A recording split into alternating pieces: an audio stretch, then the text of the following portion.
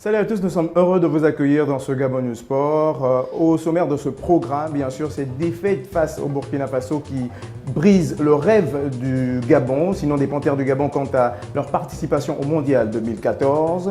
Le sélectionneur tunisien également, après cette défaite face au Cap-Vert, a jeté son tablier. Cristiano Ronaldo, lui, est enfin rentré dans l'histoire.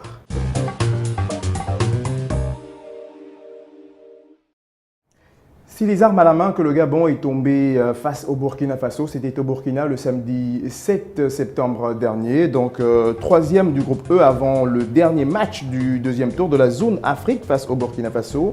Le Gabon est passé à côté d'une dernière chance, donc c'était ce samedi 7 septembre 2013. Les hommes de Paulo Duarte sont tombés les armes à la main. Le score final était bien sûr de 1-0 devant une équipe burkinabé qui avait besoin d'une victoire pour continuer la course, puisque dans le même temps, les Congolais n'ont pas pu battre le Niger à la surprise générale. Le score final de cette rencontre était bien sûr de 2 buts partout, alors qu'une victoire les aurait envoyés au troisième tour.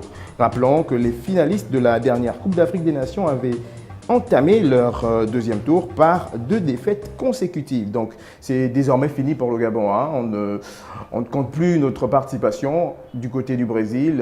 Les gars, rendez-vous au mondial prochain. Si bien sûr vous essayez de revoir tout ce système. On pense ici à Paulo Duarte qui sera peut-être plus le sélectionneur du Gabon. Bon, bref, ça ce n'est pas d'actualité. Ce qu'on retient, c'est que le Gabon, en 2014, ne sera pas du côté du Brésil. Le Cameroun, quant à lui, sera, car il s'est octroyé son billet pour le Brésil. On parle bien sûr du Mondial 2014. Donc, en danger bien sûr avant la dernière journée du troisième tour des éliminatoires pour le Mondial brésilien.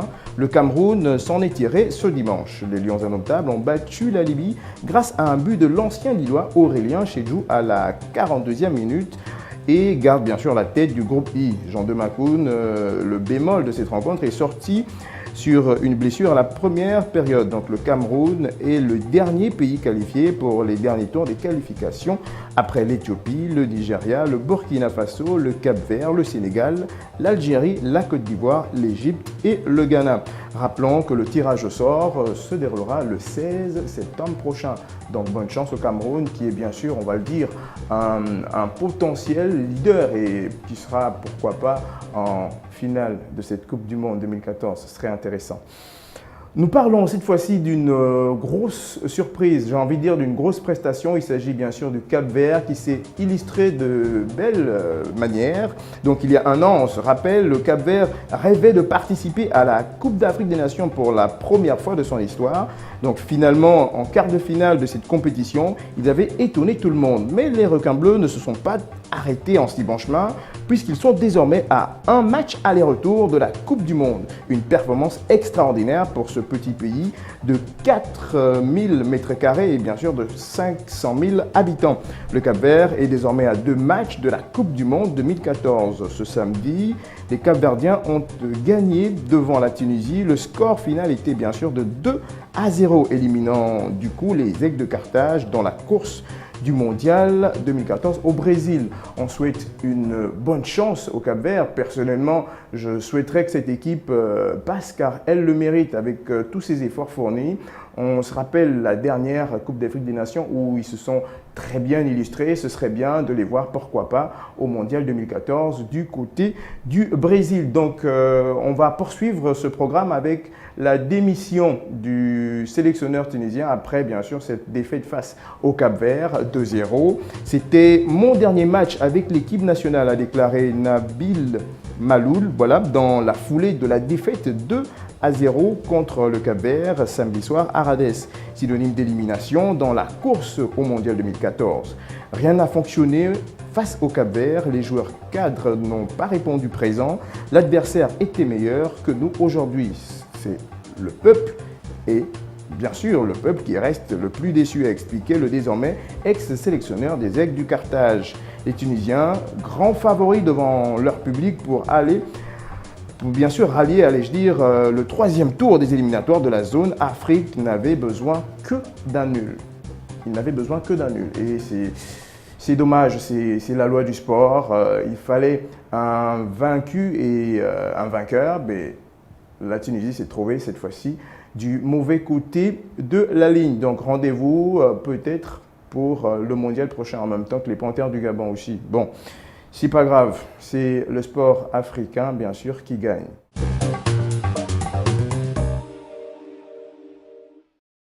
Nous partons de l'Afrique pour Paris, la capitale française, et nous nous intéressons à un joueur, j'ai envie de dire, qui aurait pu être un attaquant avec son talent, mais il est bien sûr un défenseur. Il s'agit de Tony.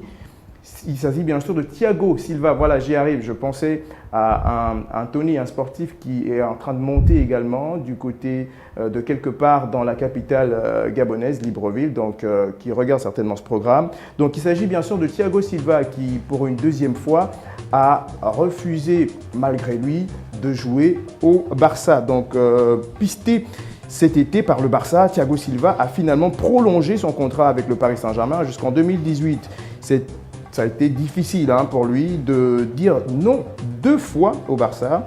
Ce n'est un secret pour personne, il le dit, j'adore ce club depuis que je suis enfant et j'ai toujours souhaité y jouer.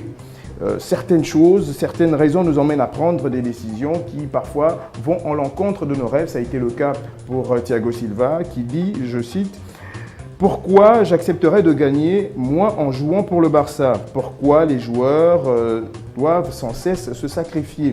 De plus, le Paris Saint-Germain m'a permis de relever un challenge et le club est sur la bonne voie. » Donc il estime bien sûr que le club l'a offert une opportunité afin de relever un challenge que je le dis et je le confirme qui a été relevé par Thiago Silva. C'est vrai que son jeu aurait pu être facilement adapté au mythique club barcelonais.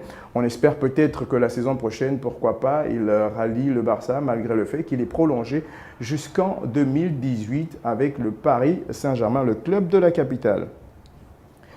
On part de Paris, cette fois-ci pour Madrid, en Espagne. Il s'agit de Cristiano Ronaldo qui est enfin rentré dans l'histoire. Vous cherchez certainement à savoir de quelle histoire il s'agit.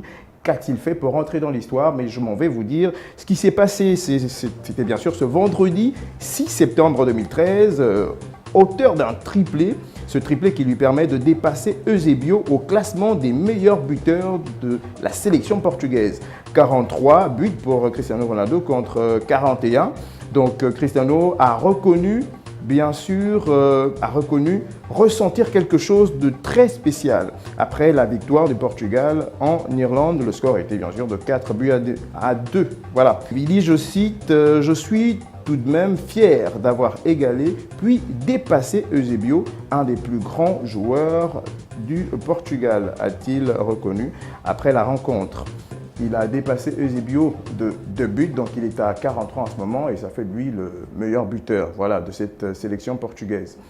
Nous n'avons pas fini car il nous reste une rubrique, il s'agit bien sûr du portrait. Et le portrait que nous allons vous donner ce soir est celui d'un joueur africain, grand de par son nom mais de par son talent également. Il est l'un des meilleurs joueurs du monde, j'ai cité Eto'o Fils. A tout de suite.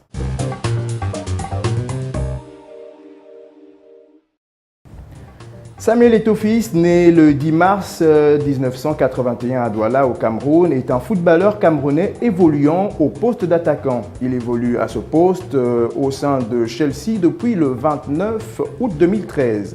Considéré comme l'un des meilleurs footballeurs au monde de sa génération et l'un des meilleurs joueurs africains de tous les temps, Samuel Eto'o Fils a marqué plus de 130 buts en 5 saisons avec le FC Barcelone.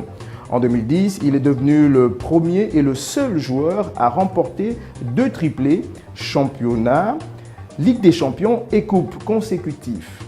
Il est le seul joueur en activité avec Raoul et Lionel Messi à avoir réussi à marquer dans 2 finales de Ligue des champions et le 4e joueur après Marcel Desailly, Paulo Sousa et Gérard Piqué à avoir remporté la Champions League 2 années de suite avec 2 équipes différentes. Il est aussi le seul Africain à l'avoir remporté à 3 reprises. Il est également le seul joueur à avoir reçu à 4 reprises le titre de Ballon d'Or africain. Le titre de Ballon d'Or africain, donc l'année 2013, 2003, voilà, 2004, 2005 et 2010. Il a remporté les Jeux Olympiques 2000 de Sydney.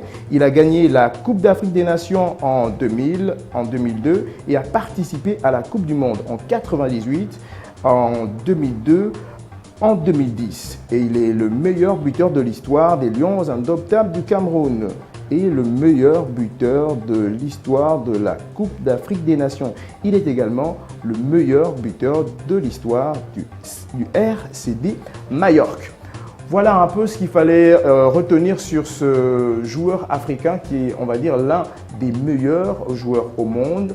Il a bien sûr signé avec Chelsea, ce club qui va désormais voir, on va dire, continuer l'ascension de ce grand joueur. Tout ce qui nous reste à faire, c'est bien sûr de souhaiter à Samuel Eto'o-Fils une excellente saison du côté de Chelsea. On sait qu'il va encore briller car malgré ce qu'il pense qu'il a peut-être déjà tout prouvé, je sais que Samuel Eto'o-Fils est cet Africain qui va encore relever haut le drapeau de l'Afrique. Bon, c'est un drapeau que je vais certainement vous proposer d'ici là parce que j'y réfléchis, mais bon, ce n'est pas d'actualité. On se retrouve la semaine prochaine. Vous le savez, l'information juste continue sur les www.gabonnews.com. À la semaine prochaine.